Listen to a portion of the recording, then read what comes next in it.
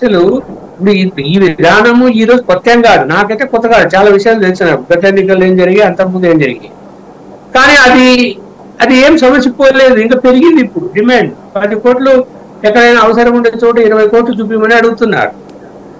అడుగుతున్నప్పుడు YCP వాళ్ళు తెలుగుదేశం వాళ్ళు మరి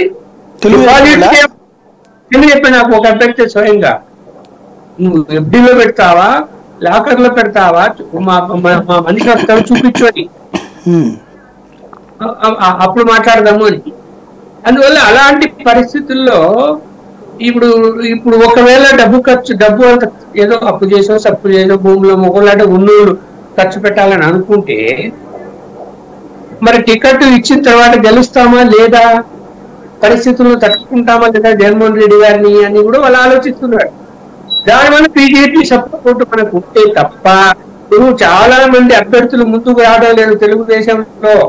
2 కారణాలు, ఒకటి డబ్బులు ఖర్చు పెట్టమని అడుగుతున్న విషయము, రెండో కారణం బీజేపీ పొత్తు ఉందా లేదా. పొత్తు ఉందని అప్పుడు వస్తా ఉంటాం. అంటే పాయింట్ ఓట్లను బీజేపీ వస్తే ఇలా కొరిగేది ఏంటి? మారని సపోర్ట్ అండి. ఎన్నికల పోల్ మేనేజ్మెంట్ ఇప్పుడు చంద్రబాబు కంటే పోల్ మేనేజ్మెంట్ బీజేపీ వాళ్ళకి తెలుసా? ఇంపార్టెంట్. వీళ్ళు గెలవలేమని కాదు, పోల్ మేనేజ్మెంట్ లో జగన్మోహన్ రెడ్డి గారు ఎక్కడ డామినేట్ చేస్తారని భయపడుతున్నారు. ఎవరి నోట విన్నా అదే, తెలుగుదేశం వాళ్ళలో ఎవరి నోట చేస్తారేమో అని అదే చెప్తున్నారు.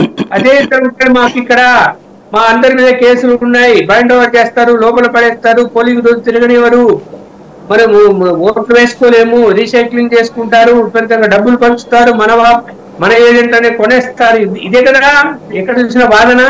దాన్ని తట్టుకోవాలంటే మరి బీజేపీ ఉండి ఎలక్షన్ కమిషన్ యాక్టివ్ గా ఉండి ఎలక్షన్ కమిషన్ నుంచి సెంట్రల్ ఫోర్స్ దింపి ఏదైనా కఠినంగా ఎన్నికలు జరపకపోతే ఖచ్చితంగా జగన్మోహన్ రెడ్డి గారు లబ్ధి పొందుతాడు, సాపదాన దండోపాయాలు ఉపయోగిస్తాడు కదా. ఇప్పుడు బీజేపీ ఓటు కావాలి, దానికి కావాల్సింది రక్షణ కావాలి.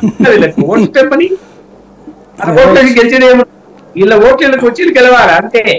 అందుకు రుసుము వసూలు చేస్తుందా సీట్ల రూపంలో ప్రతిఫలం? అంటే ఇప్పుడు బీజేపీ తన సేవ ఛార్జీలు వసూలు చేస్తుంది ఎంపీ సీట్ల ఎమ్మెల్యే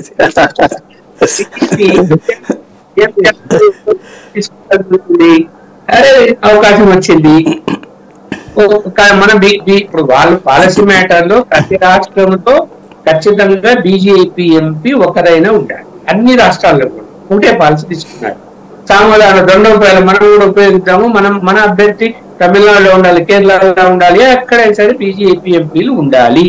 ఎంత వీలైతే అంత, 1, 2, 4, 5. ఆంధ్రప్రదేశ్కి వచ్చేసరికి 7, 8 అనుకుంటున్నారు. 7 పై చేయగలిగితే 4, 5 అని వస్తాయని వాళ్ళ ఉద్దేశము.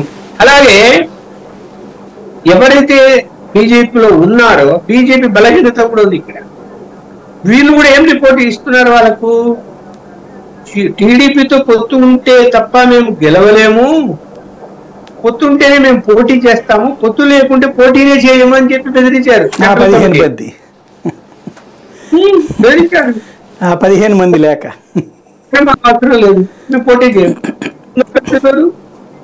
పోటీ చేయమంటే ఎవరు కావాలా? ఎవరు 30 లక్షల టికెట్ గెలుస్తాడా? మన దగ్గర డబ్బులు ఎవరుగా కాబట్టి ఎవరు రావాలా? ముందుకు డబ్బులు ఉన్న రావాలా, ఫోకస్ అయిన లీడర్లు రావాలా. ఫోకస్ అయిన లీడర్లే, డబ్బులు లీడర్లే ఆ మాట చెప్తూ ఉంటే నువ్వు పొత్తుంటే పెట్టుకుని పోటీ చేస్తాం లేకుంటే చేయమని ఈ మాట సెంట్రల్ కమిటీకి చెప్పినట్టు ఒక అభ్యర్థి, బీజేపీ అభ్యర్థి నాకు స్వయంగా చెప్పాడు, అన్నా నేను పోటీ చేయదు పార్లమెంటుకు, పొత్తు లేకపోతే అవసరం లేదు, ఎందుకు డబ్బులు పోగొట్టుకోవాలా అని చెప్తున్నాడు. మరి ఇక్కడ ఇలాంటి పరిస్థితుల్లో అటు తెలుగుదేశంలోనూ అభ్యర్థులు ఆందోళన చెందుతున్నారు, ఇటు బీజేపీ వాళ్ళు పొత్తు కావాలని కోరుకుంటున్నారు.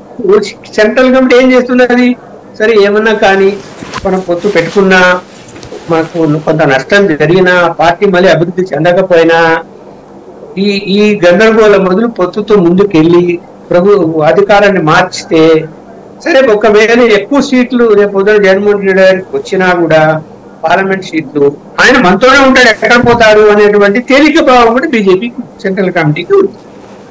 ఎందుకు ఆయన పరిస్థితి అలా ఉంది, జగన్మోహన్ రెడ్డి గారి పరిస్థితి.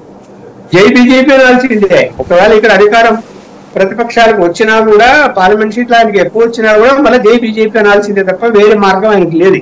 ఎందుకు సెంట్రల్ లో బీజేపీనే వస్తాయి. సెంట్రల్ లో బీజేపీ కాకుండా అయితే వేరే ప్రతిపక్ష కూటమి వస్తే అప్పుడు ఆయన మాట మార్చుకోవచ్చు, తను సపోర్ట్ చేసుకోవచ్చు వాళ్ళకి, అది వేరే అంశం. కానీ అలాంటి పరిస్థితి వాళ్ళ వాతావరణం లేదు కదా. మళ్ళీ ఖచ్చితంగా 6-3 కేంద్రంలో బీజేపీ వస్తుంది. అది ప్రతిపక్షాలు అంటే జాతీయ స్థాయిలో ఉన్న ప్రతిపక్షాలు కాంగ్రెస్ పార్టీ కూడా ఆ నిర్ణయానికి వచ్చేసింది, మనం ఈసారి నరేంద్ర మోడీ వస్తాడు. రైట్, మళ్ళీ మీ దగ్గరికి వస్తాను.